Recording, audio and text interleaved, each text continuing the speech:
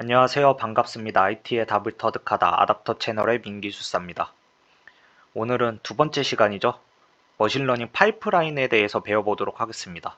머신러닝 파이프라인의 전반적인 과정을 배우면서 정형, 반정형, 비정형 데이터에 대해서 배워볼 거고요. 파이프라인에서 중요한 전처리 과정과 교차 검증, 그리고 마지막으로 적대적 공격까지 한번 쭉 알아보도록 할게요.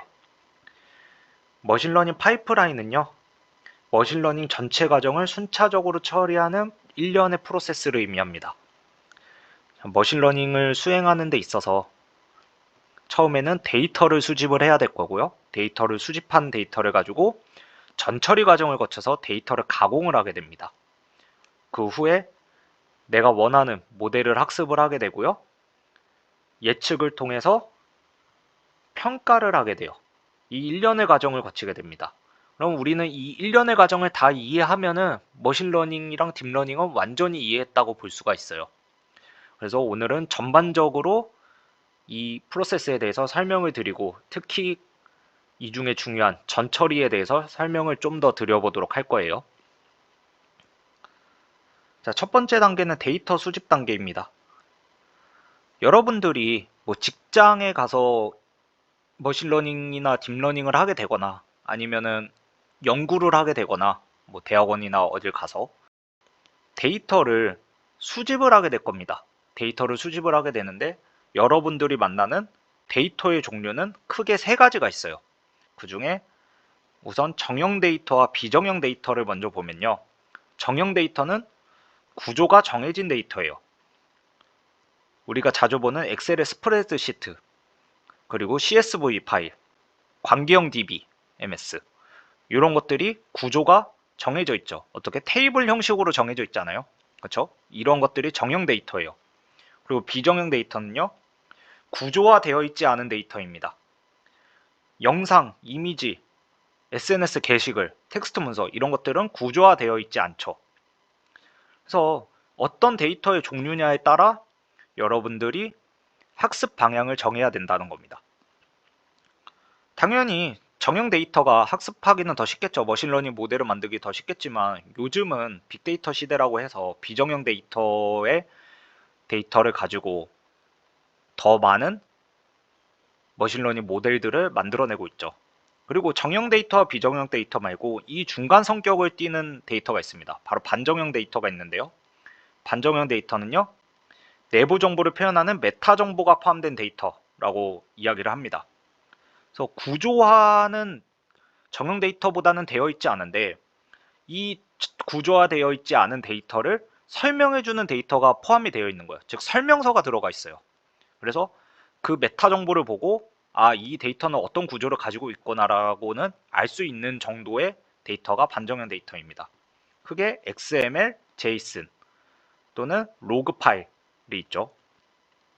그래서 이런 데이터 종류 중에 한 가지나 뭐 여러 가지를 수집을 하게 됩니다.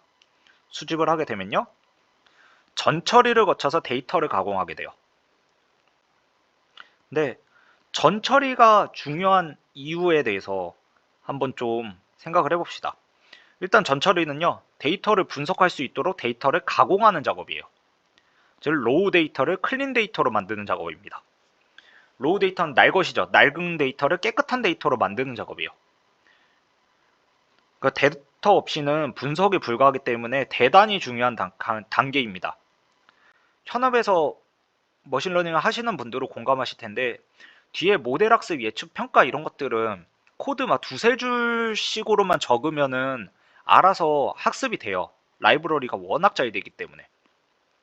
근데 대부분 어디에 시간을 많이 보내세요? 데이터 수집하고 전처리하는 데 시간을 정말 많이 보냅니다. 왜냐면 garbage in, garbage out이라고 부르는데 쓰레기 데이터가 들어가면요. 어떤 좋은 모델을 가지고 학습을 하더라도 쓰레기가 나오게 돼요. 그래서 이 전처리 과정은 정말 중요하다라는 거예요. 전처리를 수행하는 방법에는 크게 세 가지 방법이 있습니다. 결집값 처리 방법이요. 그리고 이삭값 처리, 표준화. 이렇게 보통 세 가지를 거쳐요. 자, 처음으로 결집값 처리에 대해서 이야기를 해볼게요. 수집한 데이터가 있어요. 나이키 몸무게 데이터를 수집을 했는데, 자, 여기 보시면은 데이터가 수집할 때 뭐 빠진 건지 뭔진 모르겠지만 비어있는 부분 있죠. 이것을 우리가 결측값이라고 부릅니다. 그럼 이런 결측값을 어떻게 채워 넣거나 뭐 대체를 하거나 아니면 삭제를 하거나 해야겠죠. 그래서 가장 대표적인 방법이 주변 데이터의 평균을 구해서 이 평균값으로 바꾸는 방법입니다. 이걸 대치법이라고 불러요. 평균을 할 수도 있고요. 뭐 중간값을 넣을 수도 있고 아니면 앞에 데이터로 바꾸거나 뒤에 데이터로 바꾸거나 대치 방법은 다양합니다. 혹은요. 데이터를 아예 제거해 버릴 수도 있죠. 이렇게 결집값 처리는 여러 가지 방법들이 있습니다. 그리고 이상값 처리가 있어요. 이상값 처리는요. 제가 어떤 마을의 주택가격을 조사를 했습니다. 주택가격을 조사했는데 대충 뭐 1000만원, 1250만원, 뭐 900만원 이런 식으로 형성이 돼 있는데 H라는 주택이 갑자기 5천만원이라는 가격이 나왔어요. 그래서 뭔가 이상하죠. 얘만 왜 이렇게 비쌀까? 이상하죠. 그래서 물론 이 아파트 가격이 다른 데보다 신축에 뭐 정말 좋은 평수에 좋은 조건을 가지고 있어서 비쌀 수도 있겠지만 아닐 수도 있다는 거예요. 이거를 우리가 보통 이상값이라고 부릅니다. 이상값을 처리를 해야 되는데 어떻게 처리를 하느냐? 정규분포를 그리는 데이터로 가정을 합니다. 보통은 우리가 실생활에서는 쓰이는 데이터들은 다 정규분포를 그린다라고 가정을 해요. 보통 거기서 Q1 25% 지점을 찾습니다. 그리고 데이터에 수집된 데이터의 75% 지점인 Q3를 찾아요. 그래서 얘를 박스로 그려주고요. 이 박스의 길이를 IQR이라고 부릅니다. 그럼 요 안에 있는 데이터는요. 정규 분포를 그린다는 가정하에 수집된 데이터의 50%가 이 안에 들어와요. 그럼 여기서 Q1에서 1.5 IQR배 떨어진 곳의 지점과 Q3로부터 1.5 IQR배 떨어진 지점, 요 지점 안에 들어오는 데이터들은요. 정규 분포를 가진다는 가정하에 총 99.7%가 들어오게 됩니다. 그러면은 이 안에 들어오는 값들은 정상적인 데이터라고 보는 거고요. 나머지 0.3%들 있죠. 수집된 데이터의 0.3%는 이런 빨간색 점 쪽에 있는 데이터들은요. 이상값이라고 보는 겁니다. 이거 우리가 박스 플롯이라고 부르고요. 혹은 사분위수라고도 불러요. 사분위수라고도 부르고요. 그리고 뭐 빅데이터 분석 기사나 뭐 ADP, ADSP 시험 보시는 분들은 ESD라는 용어도 있어요. ESD라는 용어도 있는데 ESD는요. 정규 분포에서 시그마로 기준으로 판단을 하는 거고요. 여기서는 박스 플롯만 표현을 했는데 ESD나 박스 플롯이나 정규 분포를 그리면 비슷합니다. 어쨌든 ESD라는 것도 있다라는 거는 알고 넘어가시면 좋을 것 같아요. 자, 그러면은 이상값 처리를 한번 해보겠습니다. 아까 제가 보여드린 주택가격 데이터 있죠. 여기서 정말 5천만 원이 이상값인지 아닌지 판단을 해보자고요. 자, 데이터를 가격 순으로 쭉 나열을 했습니다. 제가 쭉 나열을 했는데요. 여기서 Q1 위치를 구해볼 거예요. Q1 위치는요. 데이터 수 플러스 1에 0.25예요. 25% 지점이 있으니까. 그리고 Q3 위치는 데이터 수 플러스 1에 곱하기 0.75입니다. 자, 여기서 많은 분들이 물어보세요.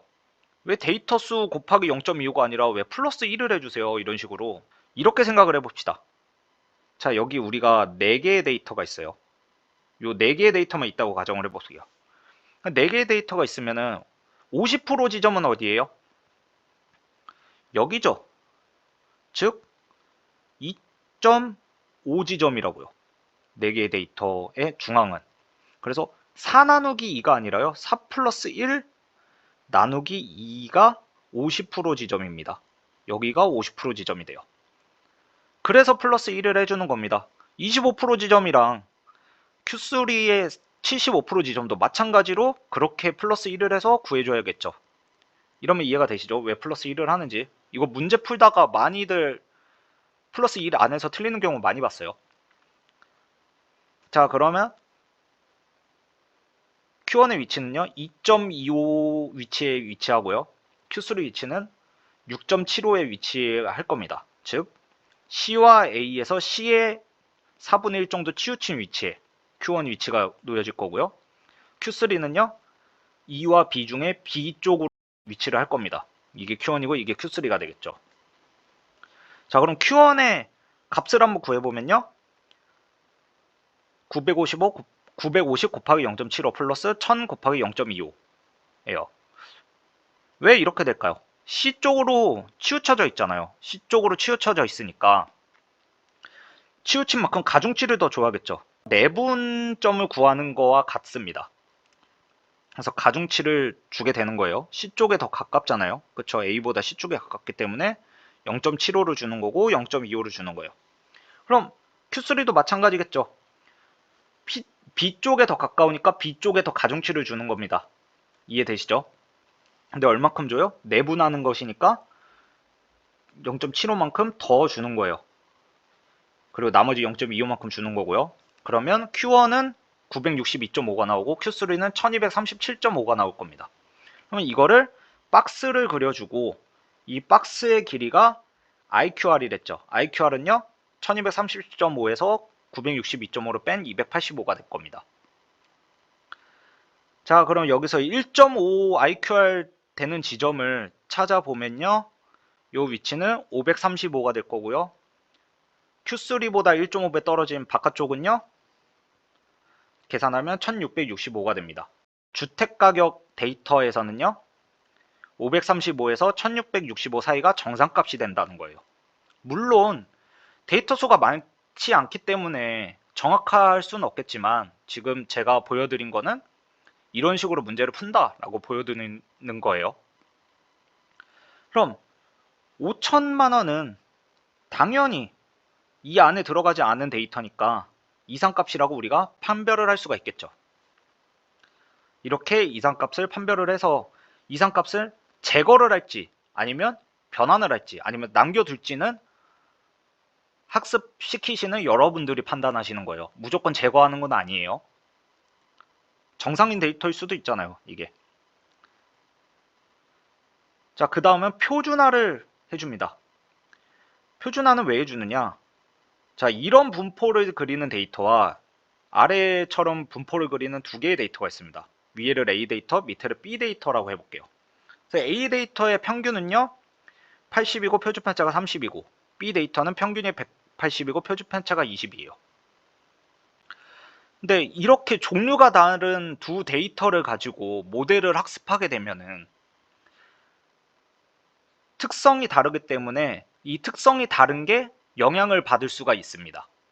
그래서 특성이 다른 이 데이터들 간의 영향을 줄이기 위해서 우리가 표준화라는 과정을 거치게 되고요. 그러니까 동등한 특성으로 만들어주는 거예요. 이 데이터들을. 그래서 보통은 뭘 많이 쓰냐면요. 정규화를 많이 씁니다. 정규화면 어떻게 해요? X를 평균을 빼주고 표준편차로 나눠줬죠. 이런 정규화 과정을 거쳐요. 그래서 정규화 과정을 거치면요. 이런 식의 표준 정규 분포를 띠는 형태의 데이터 모양이 되고요.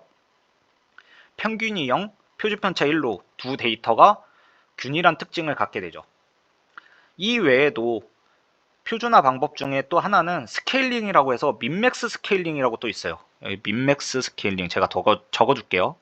민맥스 스케일링이라고 있는데 이 방법도 많이 쓰입니다.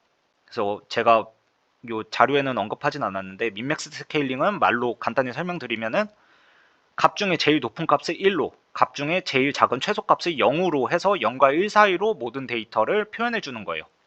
그런 방법도 있습니다. 자, 그럼 전처리까지 하고 나면요. 이제 뭐를 해야 돼요? 모델 학습하고 예측하고 평가하는 과정을 수행을 해야 됩니다. 이것을 묶어서 한번 저희가 학습을 해볼 건데 여러분들이 모델을 학습하는 방법은 다양한 방법이 있고요. 지난 시간에 배운 크게 분류해서 지도학습, 비지도학습, 강화학습 이런 세 가지 방식의 종류도 있을 거고요. 넓게 보면. 그리고 예측하고 평가하는 과정도 정말 많은 평가 지표들이 있습니다. 이런 많은 평가 지표들이 있는데 그런 거는 다 뒤에서 배울 내용들이고요. 지금은 공통적인 부분, 어떤 학습을 수행하고 어떤 평가를 여러분들이 선택을 해서 수행을 하던지 간에 데이터셋 관점에서 보면은 동등하게 다 수행을 하게 됩니다. 이게 무슨 말이냐 하면은 여러분들이 수집하고 전처리한 데이터셋이 있어요. 이 데이터셋을 어떻게 하냐면요. 트레인셋과 테스트셋으로 쪼갭니다. 이걸 우리가 교차 검증이라고 불러요. 그래서 교차 검증은요. 데이터셋을 트레인셋과 테스트셋으로 분리한 뒤에 트레인셋으로 학습하고 테스트셋으로 평가하는 방식입니다. 그래서 수집한 데이터를 이렇게 트레인셋과 테스트셋 두 개로 쪼개는데 왜 이런 걸 하느냐? 예를 들어 볼게요. 저희가 어떤 시험을 봐야 되는데 책 한 권밖에 없습니다. 이 책 한 권으로 시험 봐서 시험을 잘 봐야 돼요. 그러면은 시험을 보기 위해 이 책 한 권을 100%다 문제를 풀어보고 공부하고 시험장에 들어가는 것도 있겠지만 나는 시험에 보기 전에 모의고사를 통해 나의 자가 진단을 해보고 싶어요. 근데 지금 저희가 가지고 있는 건 책 한 권밖에 없죠. 그래서 어떻게 하냐면요. 책 한 권에 들어있는 문제를 100%다 푸는 게 아니라요. 한 4분의 3 정도만 문제를 풀어놓고 4분의 1은 가지고 있다가 자체 모의고사를 봐봅니다. 그럼 자체 모의고사를 보고 나면은 내가 어느 부분이 부족하구나라는 것을 파악해서 다시 보충해서 공부를 할 수가 있겠죠. 근데 만약에 이 데이터셋 전체로 그냥 학습을 하게 되면은 100%로 학습을 하게 되면은 잘 학습을 했는지를 평가할 수가 없고 바로 실전에서 쓰게 되면 좋은 성과를 낼지 알 수가 없죠. 그래서 트레인셋과 테스트셋으로 나눠서 트레인셋으로 학습을 하고 테스트셋으로 모의고사를 봐서 실전 쓸 수 있는지 없는지 판단을 해보는 겁니다. 자, 이게 머릿속에 들어와야 돼요. 이 개념이. 그러면 교차 검증에는요. 크게 홀더 크로스 밸리데이션이 있고 K-폴드 크로스 밸리데이션이 있습니다. 어떤 교재나 어떤 책에서는 밸리데이션 셋까지 해서 세 가지 셋으로 분리하는 경우도 있어요. 그래서 트레인 셋으로 학습을 하고 테스트 셋으로 모의고사를 본 다음에 밸리데이션으로 실제 검증을 하는 이런 세 가지 단계로 분리를 하긴 하는데 저희는 크게 두 가지로만 분리를 하는 것으로 생각을 해보겠습니다. 홀더 크로스 밸리데이션은요. 저희가 수집하고 전처리한 데이터셋을 트레인 셋과 테스트 셋으로 나눠서 트레인 셋으로 학습을 하고 테스트 셋으로 예측과 평가를 합니다. 조금 더 실무적인 관점에서 보면요. 저희가 수집한 데이터가 있어요. 이 수집하고 전처리된 데이터가 있는데 얘를 어떻게 한다고 했어요? 트레인과 테스트 셋으로 분리를 해요. 그러고 난 다음에 모델을 학습을 해요. 여기를 학습을 하게 되는데 그리고 나서 평가를 하게 됩니다. 근데 이 학습을 할 때 여기에 어떤 모델을 사용할지는 우리가 결정을 해줘야 되는 거고요. 뭐 지도학습을 할 수 있고 비지도학습을 할 수 있고 강학습을 할 수 있고. 근데 이 부분은 우리가 결정을 하고 평가 지표도 우리가 결정을 하지만 트레인셋과 테스트셋을 분리하는 이 부분은 공통적이라고요. 그래서 저희가 지금 공통적인 이 부분을 배우고 있는 거고요. 그리고 모델 이 부분을 다시 말씀드렸지만 뒤에서 여러 기법들은 다 배울 거예요. 그리고 나서 이렇게 평가를 했는데 평가 결과가 안 좋아요. 모델이 제대로 학습 안 된 것 같아. 그러면은 돌아가서 데이터셋 단으로 돌아가서 다시 수집을 하고 전처리를 수행을 하던가요? 아니면 모델을 바꿔보거나 다른 방식으로 학습하도록 튜닝을 하거나 하게 됩니다. 이 과정을 거치게 되는 거예요. 이게 머릿속에 여러분들이 이해가 되고 들어오셔야 됩니다. 왜 교차 검증을 배우는지를. 저도 처음에 배울 때는 교차 검증이라고 하는데 와닿지가 않았어요. 근데 실무를 해보니까 알겠더라고요. 왜 교차 검증을 배우는지. 모든 책의 거의 첫 부분에 교차 검증이 제일 먼저 나오는데 이 부분은 공통적이기 때문에 교차 검증은 먼저 배우는 겁니다. 이해가 안 되면 계속 돌려서 보시서라도 익히고 넘어가세요. 이 개념이 잡혀야 돼요, 지금. 근데 이렇게 학습하고 예측하고 평가하면은 이 데이터에 너무 치중이 돼서 트레인이 되고 이 데이터에 치중돼서 예측하고 평가가 되는 게 아니냐라는 의구심을 가지고 우리가 K-fold cross validation이라는 기법도 사용을 합니다. K-fold cross validation은요, 테스트 셋과 트레인 셋을 이렇게 네 가지로 분할을 해요. 네 가지인지 다섯 가지인지 여섯 가지인지 모르겠는데 일단 여러 개로 분리를 합니다. 분리를 해서 테스트 셋으로 테스트를 하고요. 트레인 셋으로 예측을 하고 평가를 합니다. 그 다음에 바꿔줘요.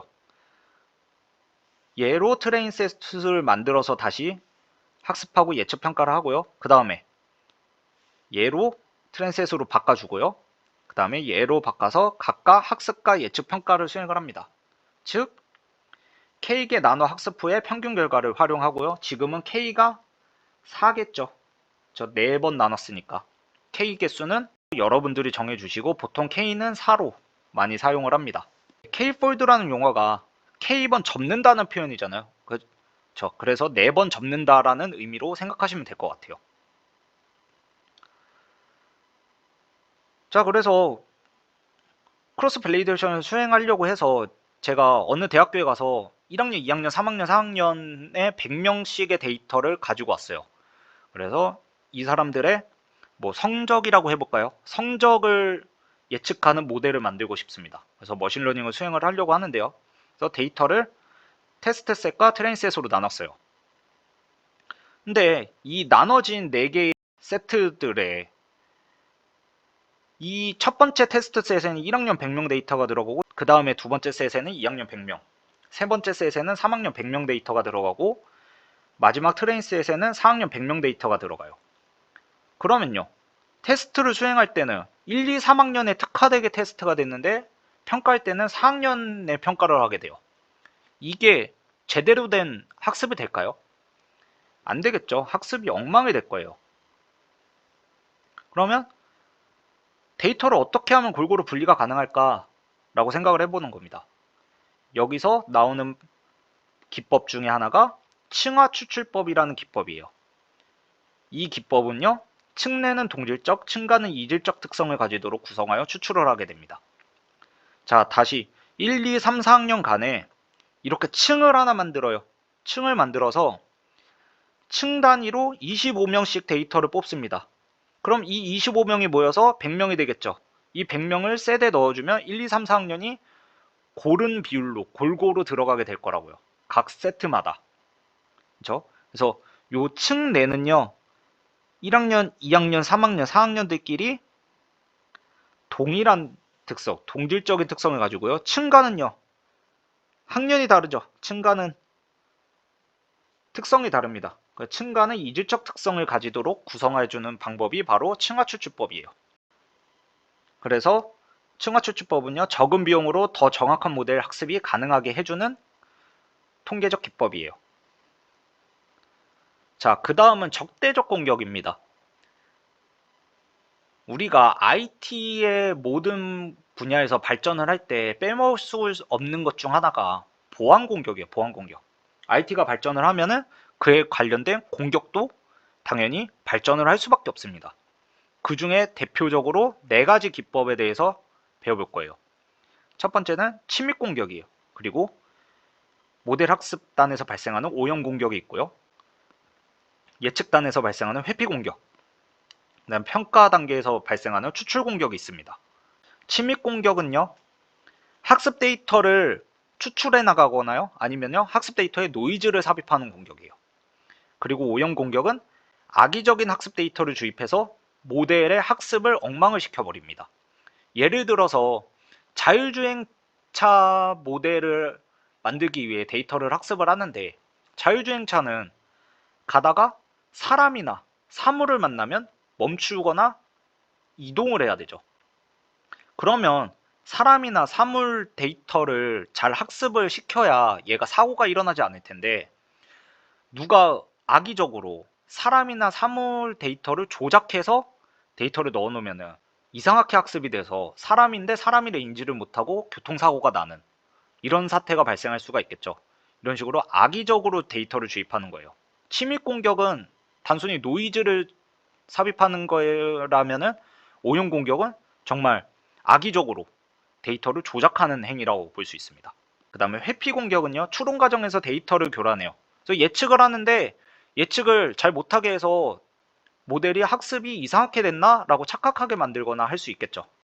평가 단계에서는 추출 공격으로 모델의 결과를 분석해서 유사 모델을 유추할 수 있습니다. 그러면 기업에서 학습한 모델에 대해서 유추하고 빼갈 수가 있겠죠. 그렇죠? 훔쳐갈 수가 있다고요. 이런 다양한 공격들이 있습니다. 그래서 적대적 공격에는 대응 방안들이 있어요. 그래서 여러 가지가 있겠지만 대표적으로 적대적 훈련이라는 방법이 있고요. 이거는 모든 적대적 사례를 포함하여 학습을 해서 내성을 키웁니다. 혹은 결과값을 차단을 시켜요. 그래서 결과값이 노출되지 않도록 하거나 분석하지 못하게 변환을 하고요. 탐지 차단을 해서 적대적 공격 모델을 추가해서 차이점을 비교해가지고 적대적 공격이 됐을 때 방어를 하는, 탐지해서 차단하는 방법이 있습니다. 이 외에도 다양한 기법들이 있어요. 이 머신러닝 파이프라인을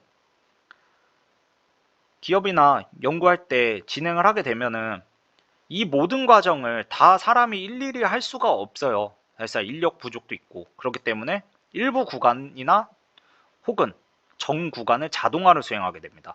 이거를 우리가 오토 ML이라고 부르고요. 데이터가 중요하다고 했죠. 그래서 데이터 수집된 데이터를 선별 후에 재학습하는 프로세스를 사용을 합니다. 이거를 능동학습이라고 불러요. 그리고 데브옵스를 적용할 수도 있습니다. 데브옵스는 개발자분들은 아마 아실 텐데 데브옵스가 뭐예요? 개발과 운영을 한 사이클에 같이 운영을 하는 거죠. 이거를 머신러닝 파이프라인에도 적용을 하면 우리가 MLOps라고 부르고요. 그리고 기업의 거버넌스 관점에 넓은 기업의 관점에서 머신러닝 파이프라인을 바라보면은 이걸 모델옵스라고 부릅니다. 이 단어들은요, 제가 정한 것도 아니고요, 특정한 유명한 박사님이 정한 것도 아니에요. 가트너라는 미국의 IT 관련된 연구 자문 기관이 있어요. 정말 권위 있는 기관인데 이 기관이 발표한 자료에 들어있는 용어들입니다. 그래서 이 용어들을 가지고 IT 기업뿐만 아니라 모든 기업들이 그 용어들을 사용해서 현업에서 적용을 하니까 이 용어들에 대해서는 숙지를 하시는 게 좋고요. 공무원 시험이나 기사 시험에서는 나올지 안 나올지 모르겠어요. 근데 현업에서는 이런 용어들이 정말 많이 쓰이고 심지어 활용도 하고 있고요. 기술사 시험에서는 이런 용어들을 실제로 물어보기도 합니다. 문제에서. 그러니까 잘 익혀두시면 좋을 것 같아요. 오늘 2강 머신러닝 파이프라인에서 공부를 했고요. 이 머신러닝 파이프라인은 머신러닝의 전반적인 절차다. 그래서 우리는 전반적인 절차를 다 본 겁니다. 전반적인 절차를 다 봤는데 좀 공통적인 위주로 본 거고요.